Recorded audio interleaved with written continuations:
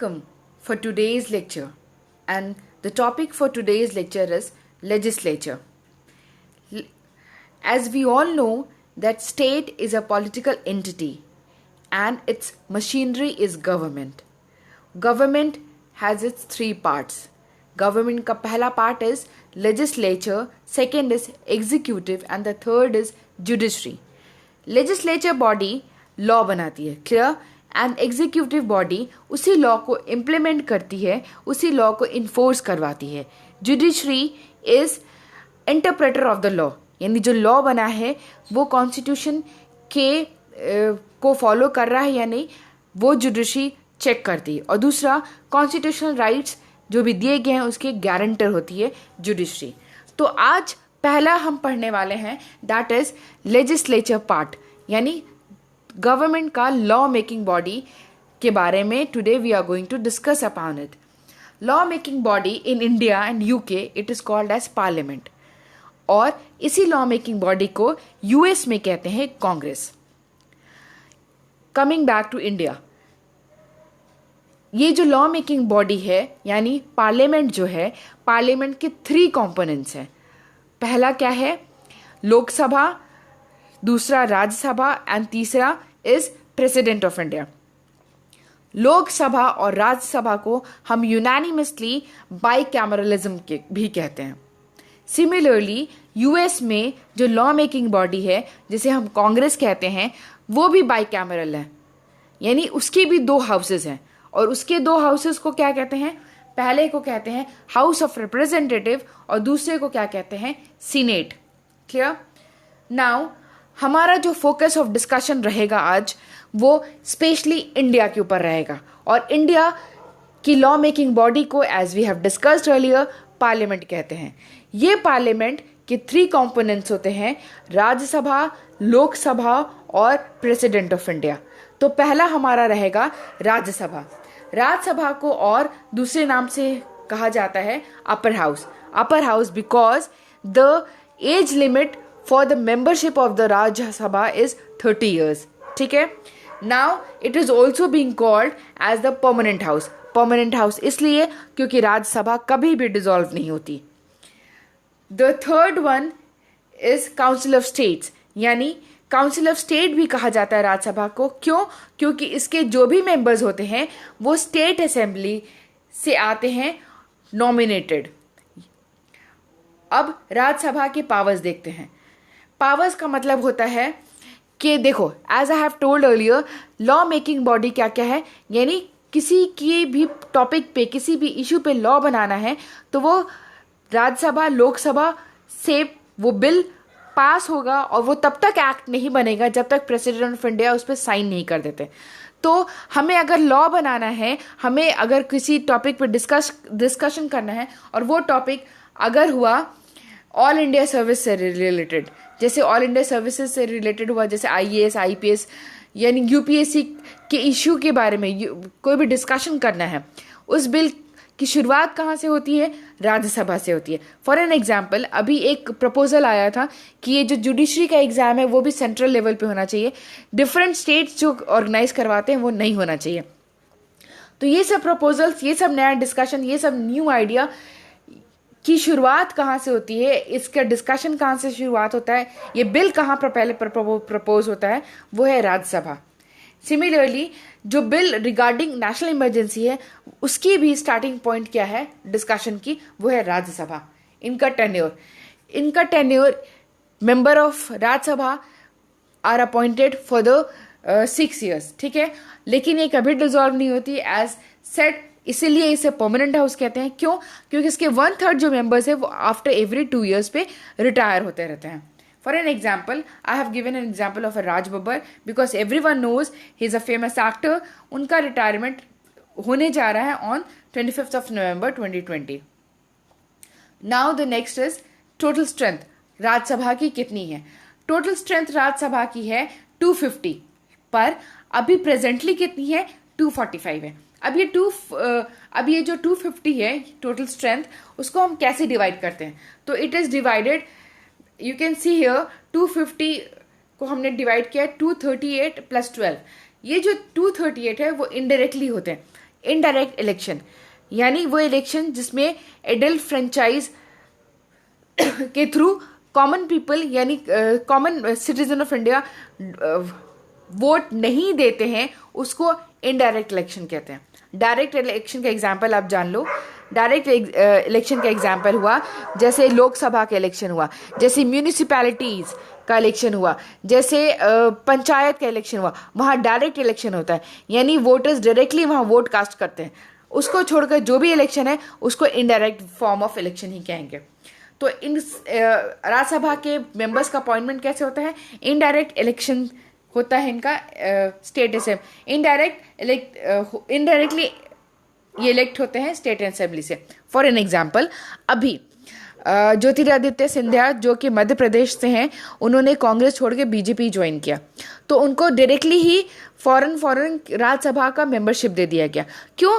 क्योंकि इसके लिए इनडायरेक्ट इलेक्शन होना था और वो मध्य प्रदेश के गुना कॉन्स्टिट्यूंसी को रिप्रेजेंट कर रहे थे, तो उनको डायरेक्टली अपॉइंटमेंट मिल गया राज्यसभा का। अब देखो 238 था, उसमें मैंने आपको समझा दिया। +12, ये जो 12 होते हैं ना, वो अपने फील्ड के महारथी होते हैं।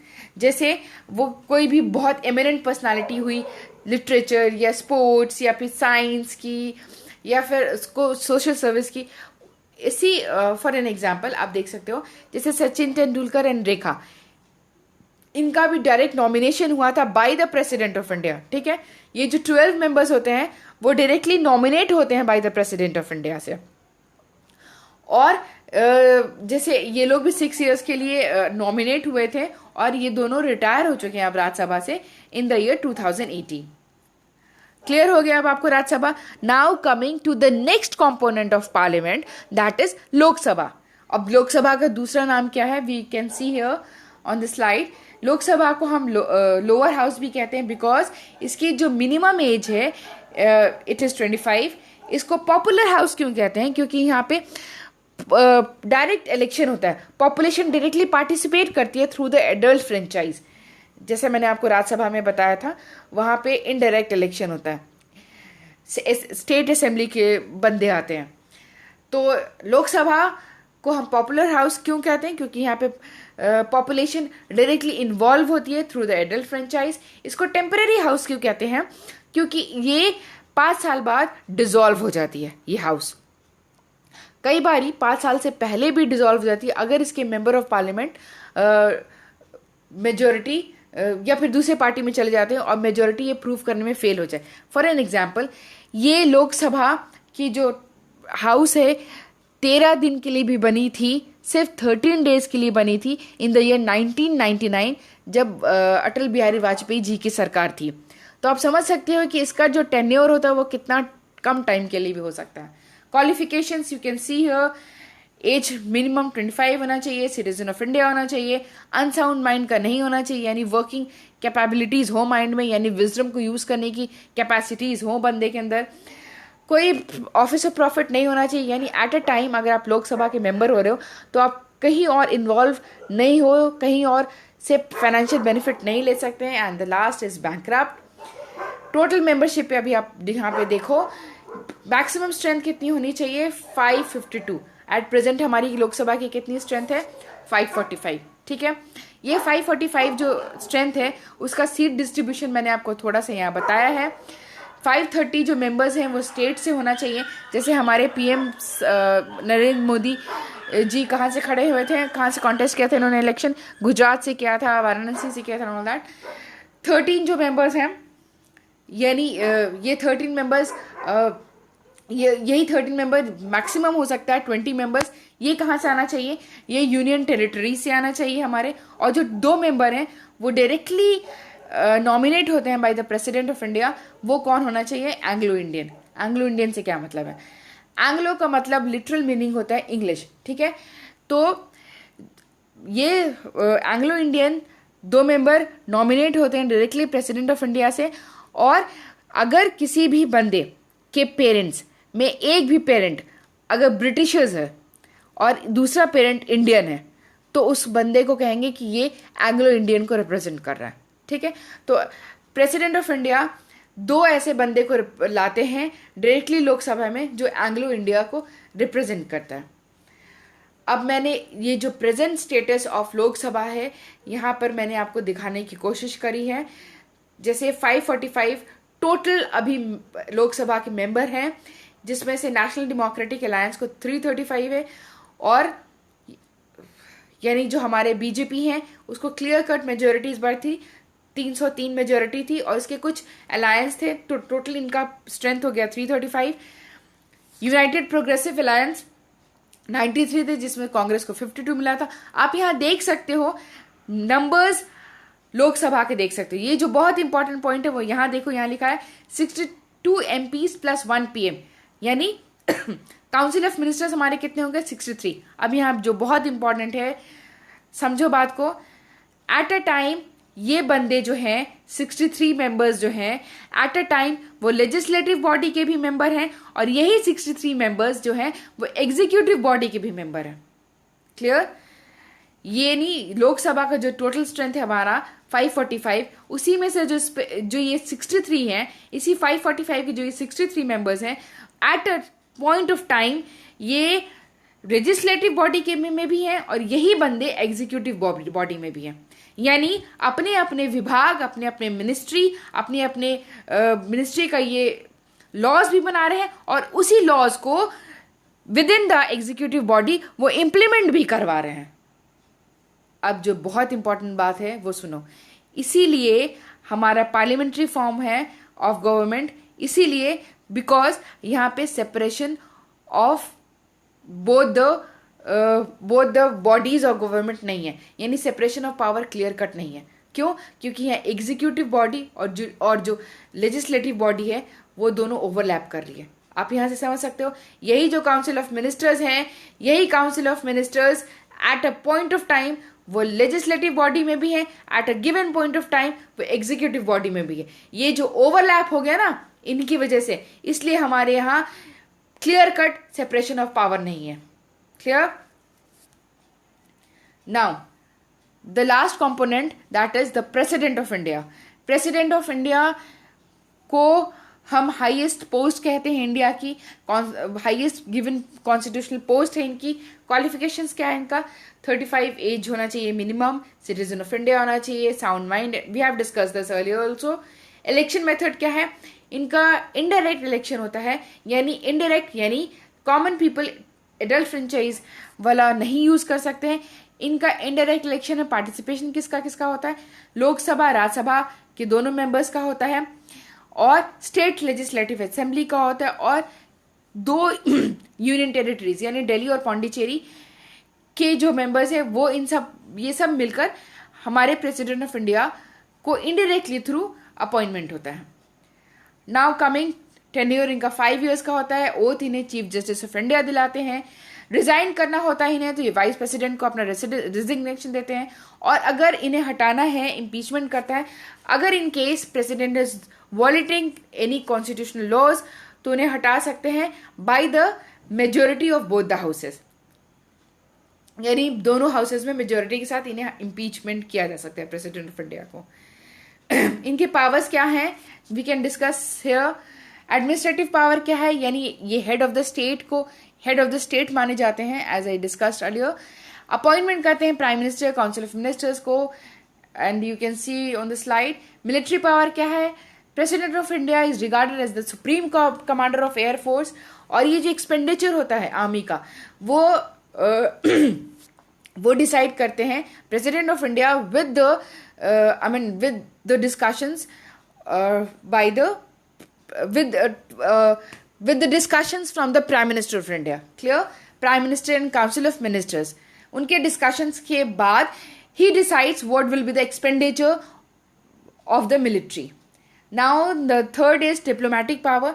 Diplomatic power यानी ambassadors का appointment करना हुआ, उनको receive करना हुआ, या फिर कोई भी international treaty या agreement हुआ तो उसमें signature President of India का होता है.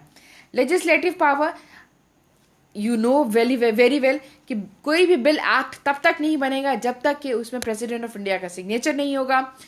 समन्स बुलाते हैं, यानी जब डेडलॉक की सिचुएशन होती है, यानी कोई बिल अगर अटका रह जाता है राज्यसभा लोकसभा के बीच में, तो ऐसी सिचुएशंस में प्रेसिडेंट ऑफ इंडिया दोनों को बुलाते हैं और फाइनल उस पर डिस्कशन होता है, सो दैट कोई बिल एज इट इज़ ना रह जाए। I have discussed earlier also कि राज्यसभा के 12 मेंबर्स नॉमिनेट होते हैं, यही 12 मेंबर्स थे जो उन्होंने जैसे जिन्होंने महार हासिल किए, जो that person who has worked और who has eminent contribution through his work towards the country. जैसे हमने इसमें एग्जांपल लिया था रेखा जी का, या फिर सचिन तेंदुलकर हमने एग्जांपल लिया था, वो हो गए राज्यसभा के वो 12 मेंबर्स जो डायरेक्टली अपॉइंट होते हैं by the president of India. Similarly in the Lok Sabha we have discuss about the 2 Anglo Indian जो अपॉइंट होते हैं by the president of India. इनका ऑर्डिनेंस पावर भी है। मान लो अगर कोई हाउस अभी सेशन में नहीं है और कोई ऐसा कंडीशन कंट्री में आता है, तो for that temporary time president of India कोई भी लॉ ला सकते हैं, लेकिन that law will remain for only 6 months। और अगर हाउसेस चाहती हैं कि वो लॉ लंबे टाइम के लिए रहे, तो वो उसको विद इन 6 weeks उसको लॉ को पास करवाना होगा अपने सेशंस में। रोज राज्यसभा और लोकसभा से उसको बिल को एक्ट में बदलना होगा, ठीक है। That is called ordinance power. अगर हाउस अपने सेशन में नहीं, अपने वर्किंग पोजीशन में नहीं है, यानी जो जैसे इनका जो सेशन होता है लोकसभा का, उनका जो होता है 3 बार होता है, यानी बजटरी सेशन होता है, मानसून सेशन होता है और विंटर सेशन होता है, और उसमें इनको गैप्स भी मिलता है, हॉलीडेज भी मिलता है।